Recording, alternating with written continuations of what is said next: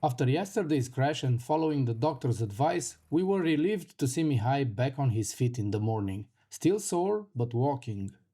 Quick recap, if you haven't seen the last episode, let's just say day 2 took a dramatic turn. Determined to keep going, we hit the road. But here's the thing, we're terrible at planning. And by the end of the day, that would leave us riding through a dark Serbian forest on rough gravel roads completely unprepared. Let me tell you how that happened. Before all that, we had a slow start to the day. We were the only ones in the hotel breakfast area, which seemed a bit spooky, but the food was damn good. And since we believe every place has something worth seeing, we found out there was a cave nearby that looked interesting. So, before leaving Majdanpek, we decided to check it out.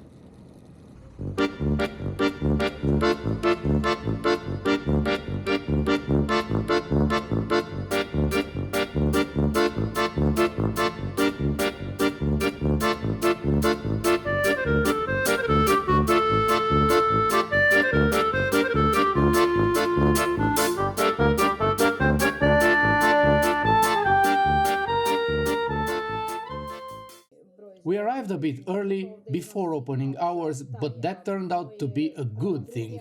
We met the friendliest Serbian woman who not only welcomed us with a smile, she even made us free coffee from her own supply.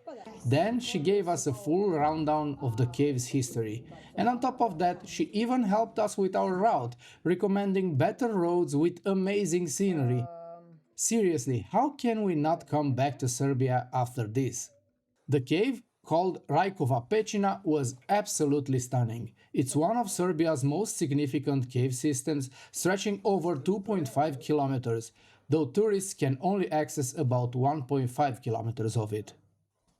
Named after the legendary outlaw Rajko, who supposedly hid his treasures there, the cave features massive chambers with spectacular stalactites and stalagmites.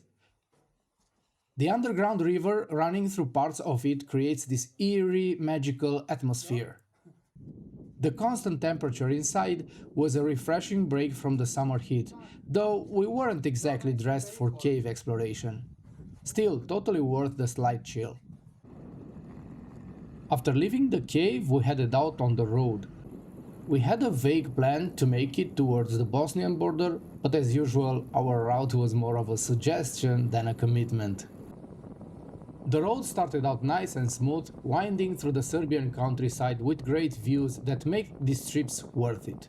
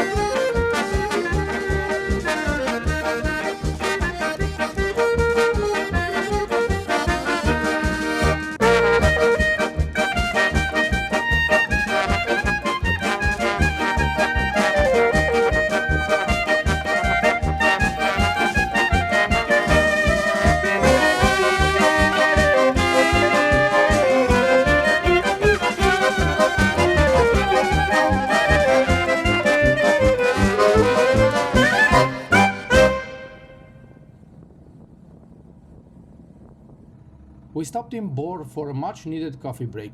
The small city had this interesting industrial feel to it. Serbia's largest copper mine is located here, so the whole place had a mix of Soviet-era buildings and newer developments. Back on our bikes, we cruised through more beautiful Serbian countryside, but as midday passed some time ago, our stomachs started rumbling. This part of rural Serbia isn't exactly dotted with roadside restaurants, and as our hunger grew, the towns we passed through seemed to get smaller and smaller.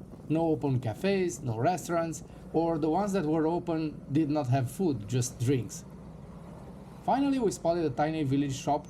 The man running it didn't speak English, but he did speak hand gestures for "we're starving." And of course, he was friendly, and he offered to make us sandwiches. He crafted these huge sandwiches that still keep me full up to this day. Seriously, these weren't just sandwiches, they were crazy structures that required both hands to eat. This guy would bring home the gold for Serbia in the sandwich making Olympics. Here's the thing about GPS and motorcycles. You never really know what kind of road you're getting into. And this time we got it completely wrong. We found what seemed like the perfect accommodation near the Bosnian border, great reviews, decent price, looked amazing in photos. So without a second thought, we booked it. What we didn't realize? Getting there meant riding through a dense Serbian forest on gravel roads in complete darkness. Yeah, not exactly the highlight reel moment we were hoping for. Picture this, two tired riders navigating through the forest by nothing but our bike's headlights. Every shadow looked like a potential wildlife encounter. At one point, we even passed a group of Chinese walking through the forest. They didn't even glance our way. To this day, I still wonder if that really happened. Then there was this guy just sitting alone in his car in the middle of nowhere, no lights. I don't even want to know what he was doing there. The gravel crunched under our tires, our bikes slipping slightly on the loose stones, not exactly the most confidence-inspiring ride. And of course, our phones had no signal. But you know what? Sometimes the worst planned days make for the best stories. Though maybe next time we'll actually check the route before booking a place for the night. Just a thought. At least the accommodation was nice. The host even prepped his garage so our bikes could sleep safely too. I just want to say thank you to all the nice Serbian people that we've met and who made our experience a lot better than it would have been without meeting them.